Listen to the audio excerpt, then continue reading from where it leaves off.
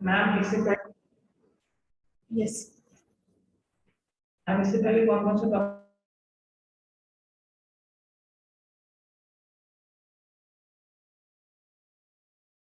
हो चुका है। कैसे स्टार्टिंग का जो ऑनलाइन क्लास था जो कंबाइन कर रहा था ना, वो मैंने करा था, इसमें आपने स्टार्टिंग नाम से किया था। हाँ। उसके बाद मैं एब्सेंट रेगुलर एब्सेंट में आ गया। अच्छा हाँ, तो आपका प्रोनाउन वाला जितना भी है फाइल तो मैंने भेज दी है, ठीक है, आप उसको भी कर सकते हो, अदरवाइज वीडियोस भी अपलोड हो ही गए हैं तो आप उनको भी देख सकते हो, अगर कोई डाउट होता है तो पूछ लेना। ओके नाउन और प्रोनाउन ये कवर हाँ, नाउन और प्रोनाउन कवर हो गया है, वर्ब का टाइप्स वगैरह बता दिए हैं, सिर्फ रूल्स बताना बच गया है, ठीक है। और रूल्स एक्चुअली इसके बहुत सारे हैं और दिक्कत ये हो रही है कि because there are a lot of rules that has changed during the time, ठीक है, तो a lot of rules that has been changed, कुछ ऐसे रूल्स हैं जो पहले हुआ करते थे अभी नहीं है, so we have to keep update, so that is why the rules are more important. Okay so अभी ये वाली फाइल जो है ये पढ़ लीजिए, ठीक है, other files are in your group, ठीक है, ग्रुप में तो आप होंगे ही, उसमें आपको फाइल्स मिल जाएंगी सारी, ठीक है, 1 to 10 वाली फाइल है, 11 to 20 वाली मैं आज भेज दूंगी and you can go through that files. Okay वो डॉक्यूमेंट्स आपको हेल्प करेंगे उसमें। Okay online students can you confirm my voice is audible to you?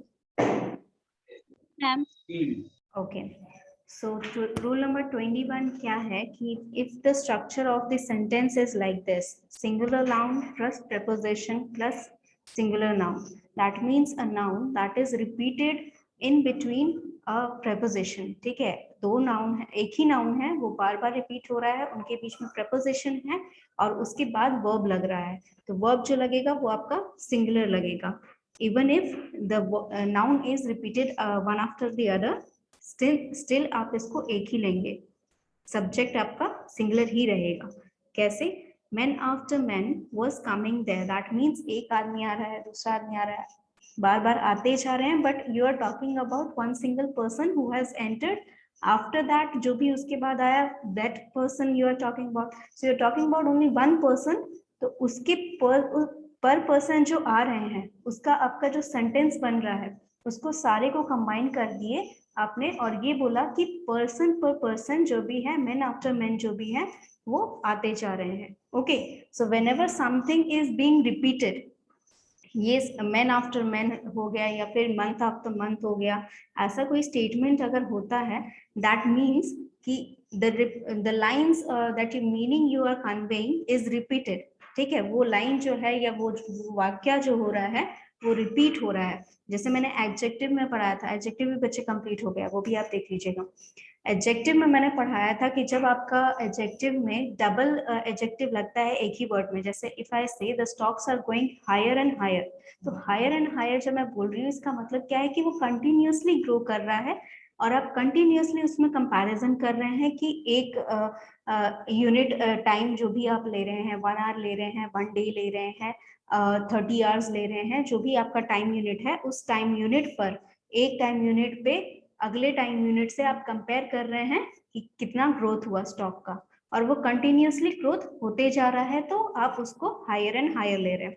तो अगेन यहाँ पर वही मीनिंग कन्वे करने के लिए कि man after man, that means the process of the man coming is being repeated, that is why we are saying man after man are coming. तो यहाँ पर इसीलिए यहाँ पर एक ही सब्जेक्ट आप एक बार में ले रहे हैं, दैट इज व्हाई यहाँ पर सिंगुलर वर्ब लगा है। Okay any doubt in this? Okay, moving forward, you can look at the other examples. 1 month after another has passed, ship after ship is arriving, that means one by one all the ships are arriving. Okay, then your 22nd rule is जब आपका जो noun है, ठीक है, noun आपका singular रहेगा, ये तो आपको वो पता था, वर्ब एग्रीमेंट में मैंने बताया था कि सिंगुलर नाउन है तो सिंगुलर वर्ब रहेगा, प्लूरल नाउन है तो प्लूरल वर्ब रहेगा। तो आपका जो अगर नाउन है सिंगुलर और प्लूरल दोनों फॉर्म में सेम रहता है, that means you are using the same word to convey one unit of something and more than one unit of that same thing. तो उसी वर्ड को आपको क्या करना है, जो मीनिंग आप कन्वे करना चाहते हैं, that means if you are talking about one unit तो आप उसमें सिंगुलर वर्ब लगाएंगे, अगर आप एक से ज्यादा यूनिट की बात कर रहे हैं तो आप उसमें प्लूरल वर्ब लगाएंगे. That means the verb decides that how many units are you talking in the sentence. ठीक है. a sheep is a beautiful animal. That means a यहाँ पर भी लगा है और इज लगा है. दैट मीन्स सिंगुलर वर्ब लगा है. ये बता रहा है कि एक ही शीप की बात की जा रही है. नेक्स्ट सेंटेंस में देखिए, many sheep are grazing there. मतलब यहाँ पर मेनी भी है और आर भी है. दैट मीन्स ये सेंटेंस सिग्निफाई कर रहा है कि एक से ज्यादा शीप्स की बात की जा रही है. तो just because we are not using the word to convert into some format to show plural form of that word, तो आप क्या करेंगे, उसका वर्ड में सेंटेंस जो है, सेंटेंस में जैसे यहाँ पर अ लगा है तो आपको पता है कि एक है, मेनी लगा है तो आपको पता है कि एक है. That is why these things are like these things you remark the number of your subjects. Okay. Okay, moving on to the next. आपका क्या है 23rd रूल. ये कहता है कि अगर आपके सेंटेंस जो हैं, ठीक है, उसमें इन्फिनेटिव हो, ग्रेनर्ड हो, फ्रेजेस हो या क्लॉजेस हो, ठीक है, ये सारे क्लॉजेस फ्रेजेस आपको पता होंगे, राइट. जो भी मतलब एक फ्रेज हो सकता है कि अगर आप ब्रेड एंड बटर वाला जो फ्रेज है, ठीक है, ब्रेड एंड बटर को अगर आप लिटरल मीनिंग लेते हैं तो that means they are food items, right. लेकिन अगर मैं कहूँ कि teaching is my bread and butter, that means उसका मीनिंग अलग हो गया. दैट मीन्स मैं टीचिंग जो करती हूँ उससे मुझे पैसा मिलता है, that is my salary, earning job, right. तो वैसे ही फ्रेजेस कुछ होते हैं या एक पर्टिकुलर वर्ड का एक क्या कह सकते हैं आप, सिस्टम होता है जिसको आप कन्वे, कोई अलग मीनिंग कन्वे करने के लिए यूज कर सकते हैं. यहाँ पर देखिए, swimming is a good exercise. Now यहाँ पर देखिए, आप दोनों फर्स्ट और सेकंड दोनों ही सेंटेंसेस में सिमिलर मीनिंग कन्वे किया गया है. To swim is good for you and swimming is a good exercise. Both conveys the same meaning, but यहाँ पर स्ट्रक्चर अलग है, राइट. दोनों आपका सेंटेंस का स्ट्रक्चर अलग है. That forms the first sentence as governor and second sentence as infinitive. Okay. Now, third sentence क्या है? How to start? It is a big question. That means it is something that is conveying a different meaning than the literal words. जो word का dictionary meaning है, उन सारे words को मिलाकर यहाँ पर एक अलग meaning convey किया जा रहा है. That is similar somewhat. ठीक है. How to start is a big question. अब ये जो phrase है, ये इसमें भी use हो सकता है whenever you are starting something. ठीक है. तो कुछ भी आप स्टार्ट कर रहे हैं, मान लीजिए आप कोई बिजनेस स्टार्ट कर रहे हैं, मान लीजिए आप कोई पैराग्राफ लिखना स्टार्ट कर रहे हैं, आप आर्टिकल लिखना स्टार्ट कर रहे हैं, कुछ भी की स्टार्टिंग में आप ये फ्रेज यूज कर सकते हैं. It conveys the same meaning on all that. ठीक है. That she is poor is known to me. Now यहाँ पर देखिए, स्ट्रक्चर जो है ये जनरल सेंटेंस का स्ट्रक्चर नहीं है. ठीक है. अगर जनरल सेंटेंस होता तो क्या होता, that I know she is poor, right. That is the general structure. यहाँ पर क्या हो रहा है, that she is poor is known to me. यहाँ पर आपका सब्जेक्ट लास्ट में आ रहा है, ऑब्जेक्ट पहले आ रहा है, and that is how the sentence is like, उसको पूरा ट्विस्ट कर दिया गया है. तो इसीलिए यहाँ पर क्लॉज फॉर्मेट में इसको बोलेंगे. ओके. तो यहाँ पर जब भी इस टाइप का कोई, जैसे जनरल सेंटेंस अगर नहीं रहे, फ्रेजेस रहे, क्लॉजेस रहे, इंफिनिटिव रहे, गैरेज रहे, तो यहाँ पर आप क्या करेंगे, सिंगुलर वर्ब लगाएंगे. ठीक है. इनके लिए हमेशा सिंगुलर वर्ब लगता है. Next is if you are using the sentence. अगर आप सेंटेंस के स्टार्टिंग में ये सारे फ्रेजेस यूज कर रहे हो, ठीक है, a number of, lot of, a lot of, plenty of, that means it signifies something that is countable. ठीक है. काउंटेबल है तभी तो आप लिख रहे हैं कि a number of है या a percentage of है. ठीक है. मतलब आप उसका अमाउंट बता रहे हैं. ठीक है. अमाउंट बता रहे हैं, दैट मीन्स आप काउंट कर सकते हैं उस चीज को. तो अगर काउंटेबल है तो वो प्लूरल में लगेगी. अगर अनकाउंटेबल है, दैट मीन्स आप उसको ना, मतलब गिन नहीं सकते हैं, तो उसको आप सिंगुलर में लगाएंगे. ठीक है. जैसे कि about half of the students were present there. Now students क्या है, humans हैं, and we can count the number of students. इस क्लास में कितने students हैं, I can count, right? तो जो countable है, यहाँ पर क्या लगा है, were लगा है, that means plural form of verb लगा है. अब यहाँ पे मान लीजिए half of the milk was spoiled. Half of the milk है, अमाउंट बता रहा है, बट आपको मेजर करते हैं, आप इसको काउंट नहीं करते हैं मिल्क को, तो मिल्क आपका अनकाउंटेबल है, and because it is uncountable यहाँ पर वॉज लगा है, सिंगुलर फॉर्म ऑफ वर्ब लगा है। ओके, इसमें कोई डाउट है? मैम यहाँ पे ए और बी में लिखा हुआ है about half of the strength of the there, तो ये इसमें तो बताएगा कि स्ट्रेंथ है, ये तो अनकाउंटेबल हुआ ना। नहीं बच्चे, काउंटेबल मीन्स आपका जो नाउन होता है ना, जैसे नाउन में अनकाउंटेबल काउंटेबल कुछ चीजें होते हैं, जैसे आपके बाल हो गए, दैट इज अनकाउंटेबल। बट अगर मैं कहूँ कि 5 strands of here is present here, यहाँ पर रखा हुआ है 5 स्ट्रैंड्स है, अगर मैं गिन के बता रही हूँ दैट मीन्स वो काउंटेबल है। ठीक है, सर पे कितने बाल हो गए, पानी हो गया, water, air, these are uncountable, that means you cannot count those things। ठीक है, student is a human body, ठीक है, यू कैन काउंट, आपको भले सेंटेंस में नहीं पता है but those are things that you can count. ठीक है, पीपल हो गया, ठीक है, इफ आई एम टेलिंग कि अटेंडेंस जैसे लेते हैं तो कितने बच्चे हैं उनको आप गिनते हैं तभी तो अटेंडेंस ले रहे हैं, राइट। तो स्टूडेंट्स दैट मीन्स जो नाउन है, ठीक है, इस नाउन का अगर काउंट किया जा सकता है किसी भी स्थिति में तो वो काउंटेबल है, और काउंटेबल है तो उसको प्लूरल वर्ब लगाएंगे। अगर उसको कैसे भी काउंट नहीं किया जा सकता है, अगर एयर है, वाटर है, मिल्क है, समथिंग, हनी है, जो चीजें मेजर की जाती हैं काउंट नहीं की जा सकती हैं, जैसे आप राइस काउंट नहीं करते, आप मेजर करते हैं, ठीक है, 2 kg 3 kg वो मेजर किया जाता है। वीट हो गया आपका, वो सारी चीजें मेजर करने वाली चीजें हैं, तो जो मेजर की जाती हैं, जो काउंट नहीं की जाती हैं, उनको अनकाउंटेबल कहते हैं। और उनके साथ यहाँ पर जो फ्रेजेस में अगर लगेगा proportion of, half of the milk, ऐसे में आप सिंगुलर वर्ब लगाएंगे यहाँ पर। ओके, चलिए then moving on to the next.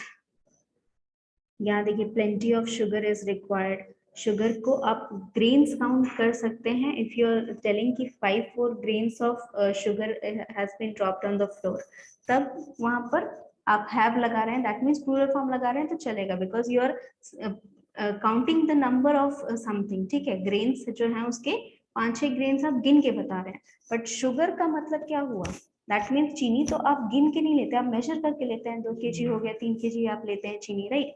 Books देखिए, बुक्स आपके काउंटेबल हैं, आप कितनी बुक्स हैं काउंट कर सकते हैं, lot of books were destroyed in fire. ठीक है, तो हाउ मेनी बुक्स, अगर मान लीजिए आपकी जितनी लाइब्रेरी नीचे में, जितने लाइब्रेरी में जितने बुक है, सबका एक अकाउंट रखा होगा कि कौन सी बुक है, कितनी बुक है, that means they are countable. तो काउंटेबल है, दैट मीन्स वहां पर आपका प्लूरल फॉर्म ऑफ वर्ब लगेगा। Okay okay, next is 25th rule, ये कहता है कि अ नंबर और द नंबर कहाँ लगाना है। ठीक है, अगर आप अ नंबर लगाए हैं, अ नंबर का मतलब होता है बहुत सारे, ठीक है, दैट मीन्स अ नंबर आप इस तरीके से लिखते हैं, जैसे कि आपको अगर कहना है कि जनरल वे में, ठीक है, कि अ नंबर ऑफ पीपल से these things, that means you are not counting exactly कि कितने पीपल कहते हैं वो चीजें। तो अगर काउंट मतलब होता है कि हम इसको डिनोट नहीं कर रहे हैं, द मतलब हाँ, होता है उसको डिनोट कर रहे हैं। हाँ, द जैसे आप द कहाँ लगाते हैं, ताजमहल के आगे द लगाते हैं, that means you know something particularly about that. अगर मैं आपके बारे में कोई कहानी लिख रही हूँ तो एक बार मैंने आपको इंट्रोड्यूस कर दिया कहानी के स्टार्टिंग में, उसके बाद फिर मैं द बॉय करके लिख सकती हूँ, तो that means I am talking about the particular boy in the same story, right. तो द तभी लगेगा जब आप कोई सी पर्टिकुलर डेफिनेट चीज के बारे में बात कर रहे हैं, तो द नंबर तब लगेगा जब आपके पास डेफिनेट नंबर हो, कि 2 स्टूडेंट्स हैं या 5 स्टूडेंट्स हैं, या फिर मान लीजिए कि 5 मोबाइल फोन कंपनीज हैं, ठीक है, उनके बारे में बात की जा रही है, या कोई एक कंपनी है उसके बारे में बात की जा रही है, व्हेन डेफिनेट नंबर है तब द लगेगा, अगर नहीं है तो अ लगाएंगे। ठीक है, अ मतलब आप स्पेसिफाई नहीं कर रहे हैं कि कितने लोग हैं, या स्पेसिफाई नहीं कर रहे हैं कि कितने चीजों के बारे में बात की जा रही है। ठीक है, तो यहाँ पर प्लूरल लगेगा जब अ है, और द है तो सिंगुलर मैम लगेगा। 24 वाला रिपीट कीजिएगा तो। The book, give me the book. हाँ, मतलब द बुक बोल रहे हैं, दैट मीन्स आपको स्पेसिफिकली कोई बुक चाहिए। ठीक है, और अगर यहाँ पर लिखा है, जैसे एग्जांपल में लिखा है number of English books are available in library, मतलब कितने भी बुक्स हो सकते हैं, वो आपको नहीं पता है, may be the receiver of the statement also doesn't know, but there are a number of books, बहुत सारी बुक्स होंगी लाइब्रेरी में। यस कुछ आप बोल रहे हैं 24 वाला रिपीट करने, राइट।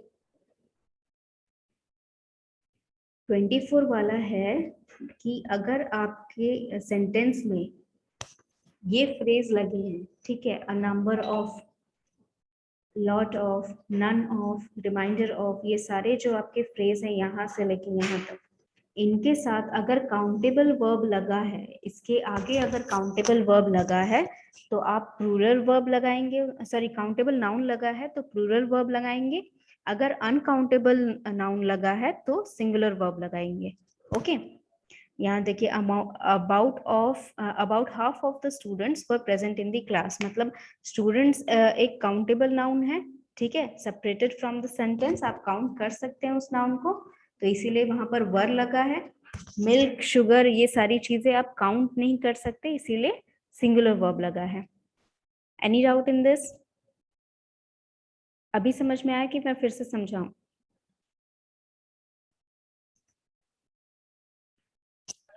मैम ये वाला रिपीट कर दीजिए। अभी भी नहीं समझ में आया? देखो, अगर आपके पास मान लो कि इफ आई एम टेलिंग कि about 10 to 5% of people say that BTech is not getting BTech degree is not getting jobs, ठीक है, मतलब 10 to 5% of people मैं अगर ले रही हूँ तो एक स्पेसिफिक अमाउंट ले रही हूँ, दैट मीन्स मैंने एक पॉपुलेशन के 10 to 5% लोगों के बारे में बात कर रही हूँ, दैट मीन्स मेरे पास काउंटिंग है, पीपल जो हैं उसमें जो नाउन लगा है पीपल, उनको मैं काउंट कर सकती हूँ किसी तरह से, कोई फॉर्मूला लगा के, या मैं एक डाटा निकलवाऊंगी कि कितने लोगों ने मतलब ये चीज, ये जो स्टेटमेंट है उसको ट्रू कहा, कितने लोगों ने फॉल्स कहा है, तो वो डाटा निकलवा के I can count those number of people who are making that statement, तो वो जगह पर वहां पर प्लूरल वर्ब लगेगा, क्योंकि आप काउंट कर सकते हैं उन चीजों को। अगर मैं कहूं कि अगर मैं कहूं कि जैसे इस चीज से आपको समझ में आ जाएगा, अगर मैं कहूं कि the sack of rice was heavy, now the sack of rice is one thing, right? अगर राइस का जो बोरी है, बोरी तो एक ही है, बट उसके अंदर कितना राइस है ये तो आप काउंट नहीं कर सकते हो।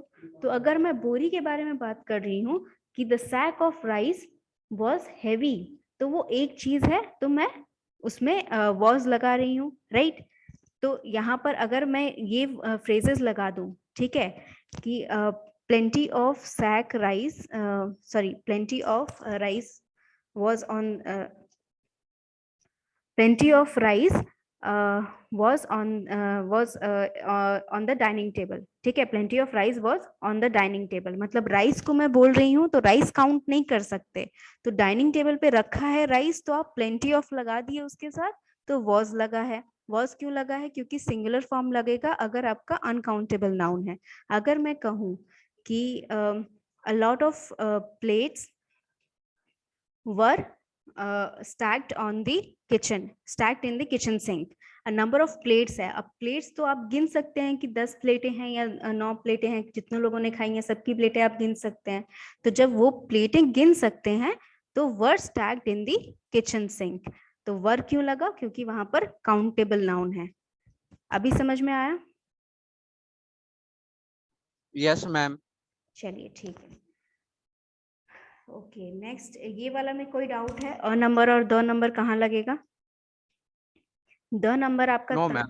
हाँ, द नंबर आपका तब लगेगा, the number of students opted English in administrative service is generally small, मतलब आप काउंट कर सकते हैं उन चीजों को, ठीक है, डेफिनेट अमाउंट ऑफ नंबर है उसमें कि इतने लोगों ने इंग्लिश चूज किया है, ठीक है।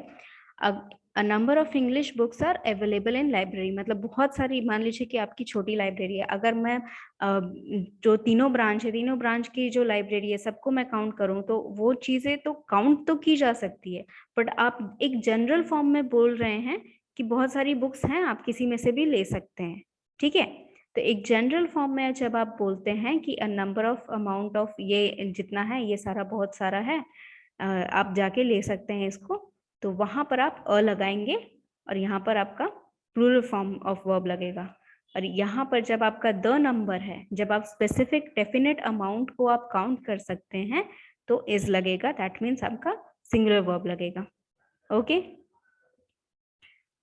ना आपका नन जो है, ठीक है, नन यूजुअली हमेशा सिंगुलर वर्ब लेता है, ठीक है, बट किसी किसी जगह कहीं कहीं ऐसा होता है जहां पर अब वो प्लूरल वर्ब भी लेता है, क्योंकि नन जो है, ठीक है, नन एक शॉर्ट वर्जन है नो वन या नोबडी का, ठीक है, नो वन या नन नन का मतलब इसको शॉर्ट किया गया, नो वन को शॉर्ट करके नन बनाया गया है। तो जब नो वन आप बोल रहे हैं तो सेंटेंस का जो मीनिंग बन रहा है, ठीक है, अगर उस मीनिंग में प्लूरल फॉर्म फिट हो रहा है तो आप प्लूरल वर्ब लगाएंगे, अगर सिंगुलर वर्ब फिट हो रहा है तो सिंगुलर वर्ब लगाएंगे, जैसे कि none but the brave deserves the reward. अब यहाँ पर देखिए जनरल फॉर्म में बोला जा रहा है कि जो ब्रेव लोग हैं, ठीक है, इसका मतलब कि कोई भी हो सकता है, ठीक है, आप एक पर्टिकुलर किसी का नाम लेके नहीं बोल रहे हैं कि वो ब्रेव इंसान था उसको रिवॉर्ड मिलना चाहिए था, आप एक जनरल में बोल रहे हैं कि बहुत सारे लोग हैं, उन सबको जो भी ब्रेव हैं उनको रिवॉर्ड मिलना चाहिए, जो भी हैं, ठीक है, तो उस केस में आप क्या करेंगे, सिंगुलर लगाएंगे। नन वर इंजर्ड, यहाँ पर देखिए एक मान लीजिए कि एक ट्रैफिक जैम में 4-5 गाड़ियों का कोलिजन हुआ, ठीक है, अब कोलिजन हुआ तो 4-5 गाड़ियों में जितने लोग थे आपको पता है कितने लोग थे, उनमें से कोई भी इंजर्ड नहीं हुआ, that means you have specific amount of data और उस डाटा में से ही आप सेंटेंस बना रहे हैं। मान लीजिए 16 लोग थे उन गाड़ियों में, 16 लोगों में से कोई भी इंजर्ड नहीं हुआ। नाउ टू से this sentence there are two ways that all the 16 people were not injured seriously, ठीक है, आप इस तरीके से बोल सकते हैं टू स्पेसिफाई द नंबर। अगर आपने नंबर नहीं बताया, ठीक है, मान लीजिए कि किसी गाड़ी में आपको स्पेसिफिक अमाउंट अभी मिला नहीं है, 2-3 बॉडीज मिली हैं, अभी निकाला ही जा रहा है, तो अभी उन लोगों को निकाला जा रहा है, सब लोग आपको दिख रहे हैं, तो आप कोई इंजर्ड नहीं है, आप इस तरह सबको पहले बोल देंगे कि nobody take stress about that, तो नो वन वर इंजर्ड मतलब कि आप कह रहे हैं कि उन जो गाड़ियां थी उन गाड़ियों में जो भी लोग थे वो इंजर्ड नहीं हुए, ठीक है, that means okay. Roll number 17 कौन है बच्चे, ये आप दोनों में से कोई एक है? नहीं, रोल नंबर 17 कौन है बच्चे? ये गलती से हाथ लगा है कि आपने जानबूझ के किया है?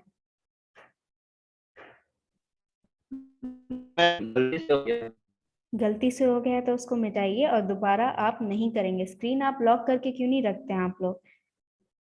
इसको हटाइए जल्दी, दोबारा नहीं होना चाहिए ऐसा। Okay, so 1 minute.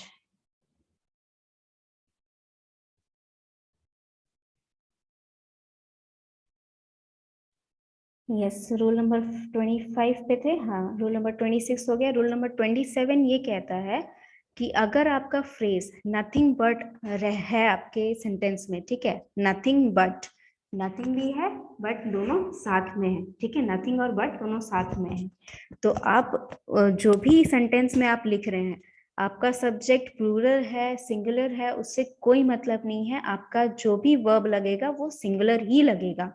That means कि nothing but hill is seen, nothing but birds is seen, are नहीं, birds है तो भी is seen लगेगा।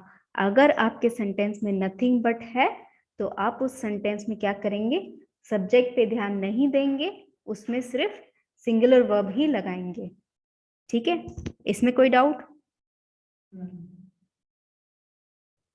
No ma'am.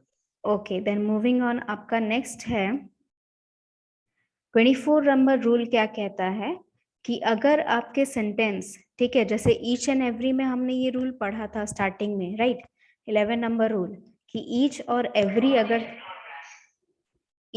एवरी अगर सेंटेंस में रहेगा आपके, तो आप हमेशा क्या करेंगे, सिंगुलर वर्ब ही यूज करेंगे, ठीक है। क्यों यूज करेंगे सिंगुलर वर्ब ईच और एवरी में?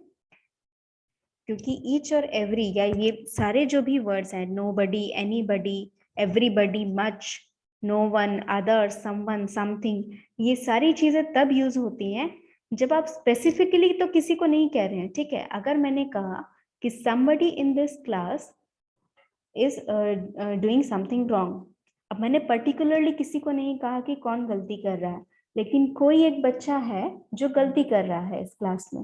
दैट मीन्स जिसने भी गलती किया है मैं उसको पर्टिकुलरली बोल रही हूँ। तो आपका सब्जेक्ट कितना हुआ? एग्जैक्टली, सब्जेक्ट तो एक ही हुआ, क्योंकि मैं भले पूरी क्लास को बोल रही हूँ, लेकिन मेरा डायरेक्ट किस सेंटेंस किसको डायरेक्ट है? वो somebody who is doing something wrong। ठीक है, तो आपका सब्जेक्ट सिंगुलर है तो आपका वर्ब भी तो सिंगुलर होना चाहिए। तो इसीलिए इस वजह से यहाँ पर ऐसे सेंटेंसेस में जहां पर एनीबडी लगा है, एवरी लगा है, एवरीवन लगा है, ये सारे वर्ड्स जो लगे रहते हैं इनके आगे आप सिंगुलर वर्ब ही लगाते हैं। Has anybody seen my purse, that means कि जो पर्सन उसने जिसने पर्स देखा है उससे मैं ये सवाल डायरेक्ट कर रही हूँ, राइट। अगर किसी ने नहीं देखा है तो सब तो बोल देंगे ना ना, लेकिन जिसने देखा है उसको मैं ये सवाल पूछ रही हूँ कि जिसने मेरा पर्स देखा है, राइट।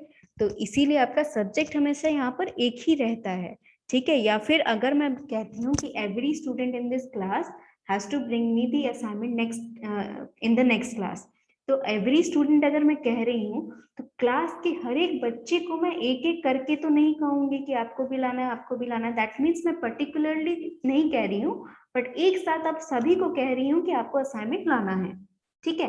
तो दैट मीन्स मेरा एक एक करके तो सब्जेक्ट मेरा एक ही है ना। सब्जेक्ट तो मेरा एक ही है, क्योंकि मैं आपको भी कह रही हूँ, आपको भी कह रही हूँ, सबको कह रही हूँ, तो सबको एक साथ बट इंडिविजुअल लाना है प्रोजेक्ट। दैट मीन्स आपको अपना प्रोजेक्ट जमा करना है, उसको अपना प्रोजेक्ट जमा करना है। तो जिसको अपना प्रोजेक्ट देना है सबको मैंने बोला है, इसीलिए सब्जेक्ट सिंगुलर रहने की वजह से यहाँ पर आपका वर्ब जो है सिंगुलर रहता है। One of them is lying, someone is waiting for you. अब somebody कौन है? Everybody is welcome. एवरीबडी कौन है आपको नहीं पता, आप बस उसको बोल रहे हैं, किसी एक पर्टिकुलर पर्सन को डायरेक्ट किया जा रहा है जो भी वहां पर आ रहा है, ठीक है। जो आ रहा है उसी को तो बोलेंगे ना कि यू आर वेलकम है।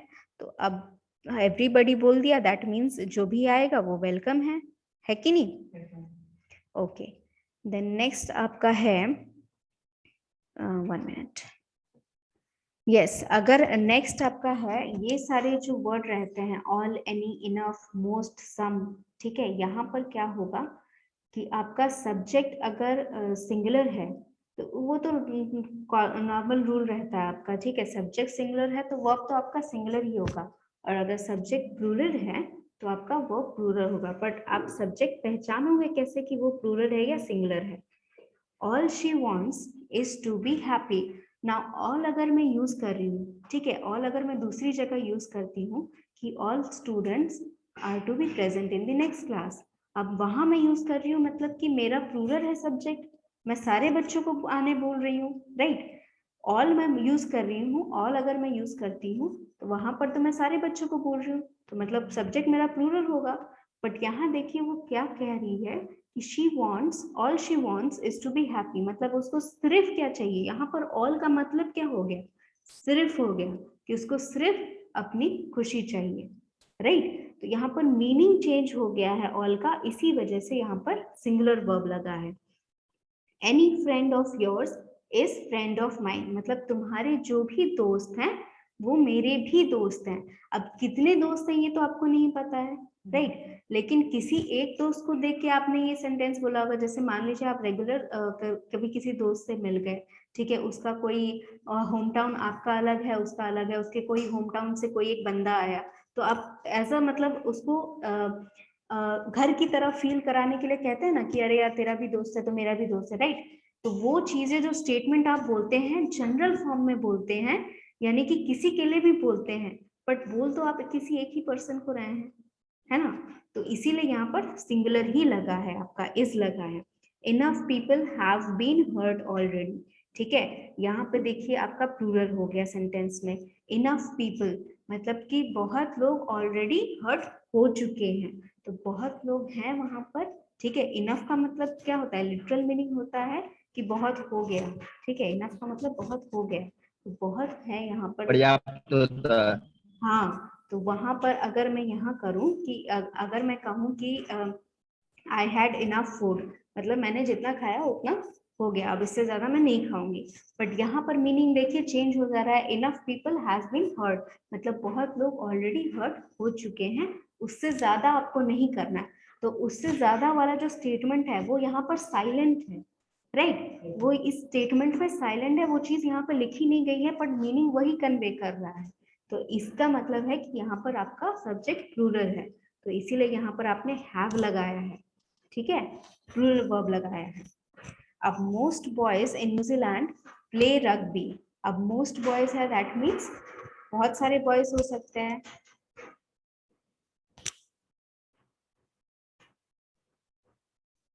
बाहर से आवाज आ रही है, पानी गिर रहा होगा छोड़ो। यस, तो मतलब मोस्ट बॉयज हैं, इसका क्या मतलब हुआ कि जितने लोग हैं, ठीक है, उनमें से बहुत सारे ऑलरेडी न्यूजीलैंड में लड़के जो भी हैं, बहुत सारे लड़के रग्बी खेलते हैं। तो बहुत सारे हैं तो प्लूरल हो गया आपका सब्जेक्ट, तो वहां पर आप क्या लिखेंगे, प्ले लिखेंगे, प्लेस नहीं प्ले लिखेंगे। Some fool is firing rifle in the woods. अब यहाँ पर देखिए पर्टिकुलरली नहीं पता है कि कौन राइफल चला रहा है, बट आपको जो भी है उसके बारे में आप बोलना चाह रहे हैं कि वो नहीं चलाना चाहिए उसको, है ना। तो इसीलिए आप उसको क्या बोल रहे हैं कि सम फूल, मतलब कोई एक आदमी है, पागल आदमी है, वो राइफल चला रहा है कहीं खाली जगह में। तो सम फूल इज मतलब कोई एक आदमी चला रहा है, आपका सब्जेक्ट सिंगुलर हो गया यहाँ पर फिर से, तो इसीलिए इज लगा दिया। ओके, इसमें कोई डाउट नहीं है। यस, तो यहाँ लास्ट रूल आपका मतलब 30th रूल जो है आपका, इसमें क्या लिखा है कि अगर आप सब्जेक्ट और वर्ब जो है वो स्टेटमेंट में अलग अलग है, यानी कि सब्जेक्ट और वर्ब के बीच में बहुत सारी चीजें लिखी हुई हैं, ठीक है, कोई फ्रेज आ गया, कोई क्लॉज आ गया, एडजेक्टिव्स आ गए, मान लीजिए कॉमा करके एक सेंटेंस कुछ अलग से जोड़ दिया गया, जो भी आप कर रहे हैं, फिर भी आपका जो सब्जेक्ट वर्ब अग्रीमेंट है वो खराब नहीं होना चाहिए। यानी कि जो भी सब्जेक्ट है वो वर्ब के साथ अग्री करना चाहिए, यानी कि अगर सिंगुलर वर्ब है तो सिंगुलर नाउन, सॉरी नाउन अगर सिंगुलर है तो वर्ब आपका सिंगुलर रखना चाहिए, अगर सब्जेक्ट प्लूरल है तो आपका वर्ब भी प्लूरल होना चाहिए। जैसे कि the quality of these goods is well known. अब यहाँ मुझे बताइए कि आपका सब्जेक्ट क्या है सेंटेंस में। The quality of these goods is well known. Exactly, यहाँ पर आपका सब्जेक्ट है क्वालिटी, तो दैट मीन्स इसमें these of these goods जो बीच में आ रहा है, आपके सब्जेक्ट और वर्ब के बीच में आ रहा है, that does not affect your subject verb agreement। तो क्वालिटी आपका सिंगुलर है, इसीलिए यहाँ पर is लगा है singular verb. Okay, any doubt in this? नहीं है? ऑनलाइन स्टूडेंट्स इसमें कोई डाउट है? नो। चलिए, अगर नो डाउट मैम। नहीं है तो बहुत अच्छे, तो अटेंडेंस तो मैं ले चुकी हूँ। अब ये फाइल मैं आपको भेज दूंगी, इसमें से कोई भी डाउट हो तो पूछ लीजिएगा। पिछले वाली, मैम पिछली क्लास का फाइल हाँ आपने नहीं भेजा है। पिछला वाला फाइल भी भेजना है मुझे, 11 to 20 और 21 to 30 वाला फाइल दोनों मैं आज भेज दूंगी। दोनों को आप रिवाइज कर लीजिए, जो भी डाउट हो रहा है वो पूछ लीजिए। नेक्स्ट क्लास में मेरे ख्याल से ये खत्म हो जाएगा रूल, उसके बाद मैं आपको वर्कशीट भेजूंगी, वो आप साइड बाय साइड बनाते रहिएगा, क्योंकि लास्ट आपका बस एडवर्ब बचा है, वो खत्म हो जाएगा, उसके बाद हम लोग सिर्फ प्रैक्टिस करेंगे, ठीक है। मैम ग्रामर प्रोसेस खत्म हो जाएगा, तो मैम और भी कंटेंट्स हैं जो हमें पैड में पढ़ना है, स्पेल एरर हो गया ना, वो सारे बच्चे इसमें ग्रामर में ही आते हैं, ठीक है। अगर आपको एरर करेक्शन करना है कैट के एग्जाम में, तो एरर करेक्शन किस में होगा, ग्रामेटिकल मिस्टेक्स होंगे ना, वहाँ पे स्पेलिंग मिस्टेक तो नहीं रहते। तो ग्रामर आपको रूल्स, इसीलिए मैं कह रही हूँ कि रूल्स बहुत ज्यादा इंपॉर्टेंट इसीलिए है कि अगर कोई चीज है, मान लो इसी सेंटेंस में the quality of these goods are well known, अब आपको पता है कि वहाँ पे सब्जेक्ट क्वालिटी है, तो क्वालिटी के हिसाब से इज लगना चाहिए था, लेकिन आर लगा है, तो वो चीज आप कैसे पकड़ेंगे, आपको रूल पता होगा तभी तो, ठीक है। तो वो एरर करेक्शन जो है आपका ग्रामेटिकल ही रहता है, ठीक है। ग्रामर को छोड़कर जो आता है आपके कैट में, वो है कॉम्प्रीहेंशन। कॉम्प्रीहेंशन के लिए आपको सबसे पहले रीडिंग स्टार्ट करनी होगी, अगर नहीं की है तो अभी से स्टार्ट कर दो, ये चीज मैंने क्लास में पहले भी बोली है, रीडिंग बहुत जरूरी है कॉम्प्रीहेंशन के लिए, क्योंकि आपको टाइम मिलता है 10 मिनट से भी कम टाइम मिलता है एक पैसेज के लिए। पैसेज आते हैं 4 लॉन्ग पैसेज, 4 शॉर्ट पैसेज, ठीक है। तो पैसेज को पढ़ के समझने में, समझ के क्वेश्चन आंसर करने में टाइम लगता है।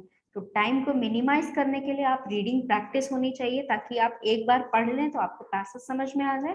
कम से कम 4 से 5 क्वेश्चन जो हैं, 4 से 5 क्वेश्चन तो आते ही हैं, 3 क्वेश्चन तो आप मतलब रैंडम रीडिंग में ही आप सॉल्व कर देंगे। 2 क्वेश्चन या 1 क्वेश्चन ऐसा होता है जिसके लिए आपको पूरा मीनिंग जांचना जरूरी होता है। तो उसके लिए आप क्या करेंगे कि पैराग्राफ्स जो है, मान लीजिए बड़ा पैसेज है, ठीक है, उसमें 3-4 पैराग्राफ्स होंगे, तो तीनों चारों पैराग्राफ का जो मेन मुद्दा है, ठीक है, किस टॉपिक पे वहां पर बात की जा रही है, एक पैराग्राफ में एक ही टॉपिक रहता है, उस टॉपिक को पकड़ लो। उसको पकड़ लिए तो फिर आपको जो भी क्वेश्चंस आपके डीप मीनिंग वाले आएंगे वो आप बना सकते हैं आराम से, क्योंकि टॉपिक समझ में आ गया तो क्या लिखा है ये भी याद रह जाएगा। और याद रहने की जरूरत भी नहीं है, क्योंकि आपका जनरली जो कैट का कोई भी ऑनलाइन एग्जाम रहता है उसमें पैसेज कैसे आता है, one side of the screen there will be a passage, you have to scroll down and read all the passage, and one side of the screen आपका questions रहेगा, आप next करके question side by side answer करते जाएंगे। Half screen में आपका passage, half screen में आपका क्वेश्चन रहता है, हाँ स्प्लिट रहता है। तो आपको याद रखने की जरूरत नहीं है, आप रेफर बैक कर सकते हैं आराम से। मान लीजिए कोई क्वेश्चन पढ़ा, वो 4th नंबर पैसेज में था, स्क्रॉल डाउन करके एक बार फिर पढ़ लीजिए, फिर आंसर करिए कंफर्म होकर, ठीक है। तो एक बार रीडिंग करने में आपको कम से कम मैक्स टू मैक्स आपको 4 से 5 मिनट में पूरा पैसेज एक बार तो रीड करना ही है, क्योंकि उसके बाद फिर क्या करेंगे, क्वेश्चन के हिसाब से देख देख के आपको फिर रेफर बैक करना ही पड़ेगा आपको, ठीक है। एक बार दोबारा कंफर्म करने के लिए देखना ही पड़ेगा, तो 5 मिनट तो उसमें भी